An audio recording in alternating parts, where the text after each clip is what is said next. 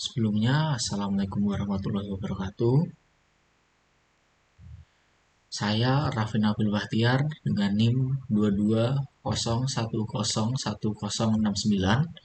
kelas SI 22A2, mata kuliah Desain Database, dosen pengampu Sri Sumarlinda, MKOM, ingin mempresentasikan tugas UAS dengan judul Database Bimbel atau tempat les. Di sini yang pertama ada bentuk tabel tidak normal.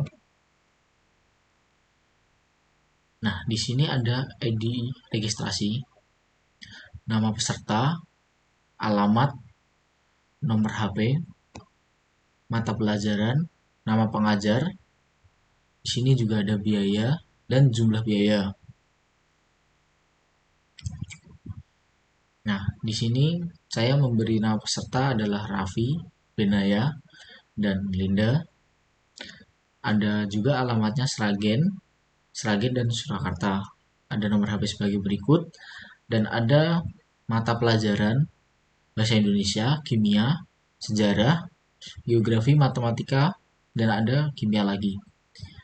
Untuk nama pengajar di sini ada Koci, ada Panji, Bung Binder, Hilmi Yahya, Dedi, dan Panji lagi dalam mata pelajaran kimia. Untuk biaya dan jumlah biayanya bisa dilihat di sini. Selanjutnya, bentuk normal 1. Bentuk normal 1 dibuat bertujuan untuk membuat data yang di sini menjadi lebih rapi. Misalnya seperti nama peserta Raffi. Di sini saya tulis 2 kali karena apa? Karena Raffi mengambil 2 mata pelajaran, bahasa Indonesia dan juga kimia. Begitu juga seterusnya, Benaya juga sama, dia ditulis 2 kali karena dia mengambil 2 mata pelajaran, sejarah dan geografi. Dan begitu juga Linda mengambil 2 mata pelajaran, yaitu matematika dan kimia. Selanjutnya, bentuk normal 2 kita akan menemui tabel peserta. Tabel peserta ini berisikan ID peserta, terus nama peserta, alamat, serta nomor HP peserta. Selanjutnya ada tabel mata pelajaran. Di sini ada ID mata pelajaran yang di atas sudah ada tadi. Ada mata pelajaran, ada sejarah, bahasa Indonesia, matematika, geografi, dan kimia. Dan ini biaya per mata pelajaran. Misalkan sejarah 500.000, terus bahasa Indonesia 400.000, matematika 500.000, geografi 300.000, dan kimia 500.000. Selanjutnya di sini ada tabel pengajar. Tabel pengajar ini berisikan tentang ID pengajar, nama pengajar, dan ID mata pelajaran. Selanjutnya ada tabel pembayaran. Tabel pembayaran ini berisikan ID pembayaran, terus ID registrasi, ada di atas tadi, ID peserta, kita masukkan ID peserta, terus mata pelajaran di sini, ini ada ID mata pelajaran, dan ini biayanya per mata pelajaran. Dan ini karena Raffi 131 ini kan ada di registrasinya, dan ini ID pesertanya adalah ID peserta Raffi. Dia mengambil 2 mata pelajaran, jadi jumlahnya 900. Itu. Untuk tabel relasinya seperti ini.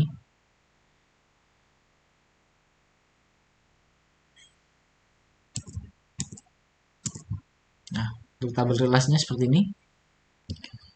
Di sini ada tabel peserta PK yang ada di registrasi, nama peserta, alamat, nomor HP akan berrelasi dengan tabel pembayaran dan menjadi mengisi ID pembayaran karena ID-nya diisi dengan yang ada di peserta tadi.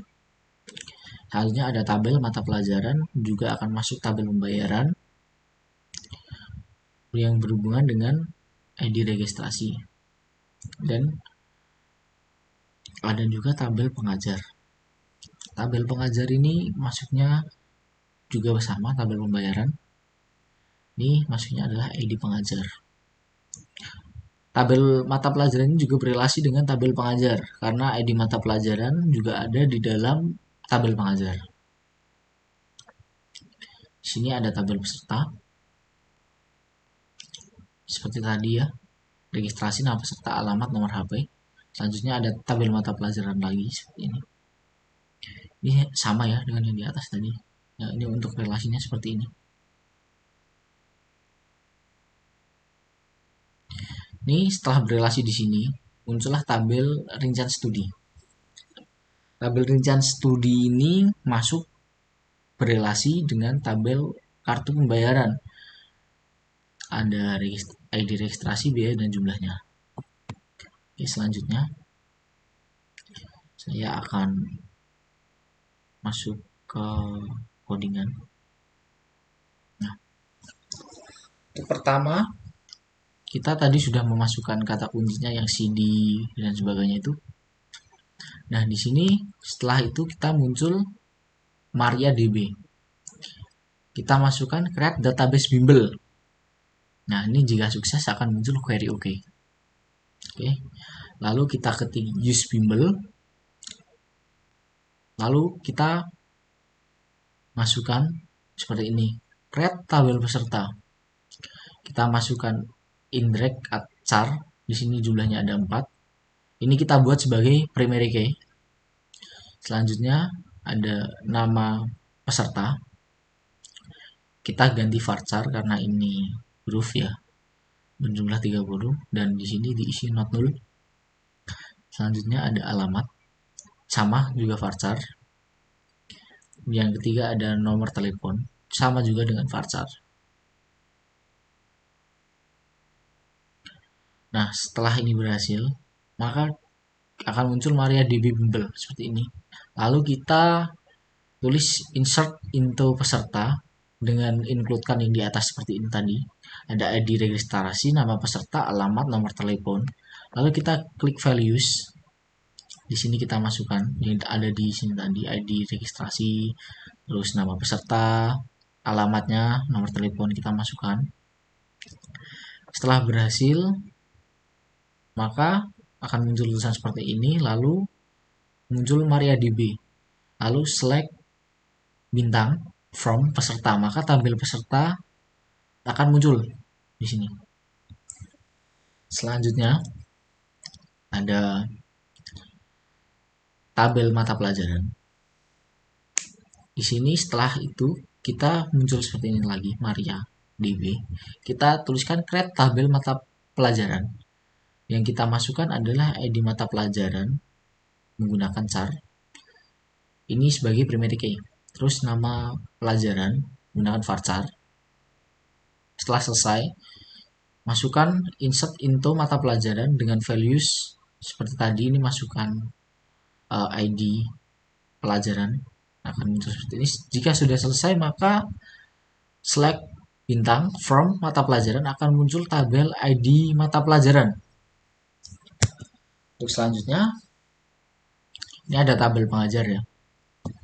Pertama kita tulis create tabel pengajar dengan memasukkan ID pengajar dengan char ini sebagai primary key. Lalu nama pengajar sebagai varchar, ID mata pelajaran, references mata pelajaran karena ini sudah ada di depan, kita ambil dari depan tadi. Lalu kita klik on update cascade on delete no action. Nah, setelah selesai, maka selanjutnya juga kita klik insert into pengajar. Ini berisi ID pengajar, nama pengajar, ID mata pelajaran. Seperti di sini tadi kita masukkan ke sini. Oke, selanjutnya ini untuk tabelnya. Select bintang from pengajar. Di sini akan muncul tabel ID pengajar, nama pengajar, dan ID mata pelajaran. Selanjutnya ada tabel pembayaran. Tabel pembayaran ini seperti biasa, kita masukkan ID pembayaran, char sebagai primary key, biaya sebagai integer, dan jumlah biaya sebagai integer. Selanjutnya kita isi seperti tadi, insert into pembayaran. Di sini berisi tentang ID pembayaran, biaya, jumlah biaya. Ya, ini kita masukkan values-nya. Kita isi ID pembayaran, lalu kita masukkan biaya dan jumlah biayanya. Setelah berhasil, nanti kita select bintang from pembayaran, maka akan muncul tabel seperti di bawah ini. ID pembayaran, biaya, jumlah biaya, dan seperti ini jadinya. Oke, di sini selanjutnya ada tabel rincian pembayaran. Di tabel rincian pembayaran ini ada includekan ID pembayaran sebagai char, references pembayaran yang tadi sudah ada, lalu kita klik on update cash on delete no action, ID registrasi sebagai char juga sama seperti tadi, sama ini juga ID pengajar, ID mata pelajaran, dan itu jika sudah kita masuk ke insert info. Di sini kita rincian pembayaran kita masukkan ID pembayaran, ID registrasi, ID pengajar, ID mata pelajaran. Jika sudah, maka select bintang from rincian pembayaran seperti ini. Maka jika sudah akan muncul tabel seperti ini. Oke. Sekian dari saya. Jika ada salah kata tolong dimaafkan. Assalamualaikum warahmatullahi wabarakatuh.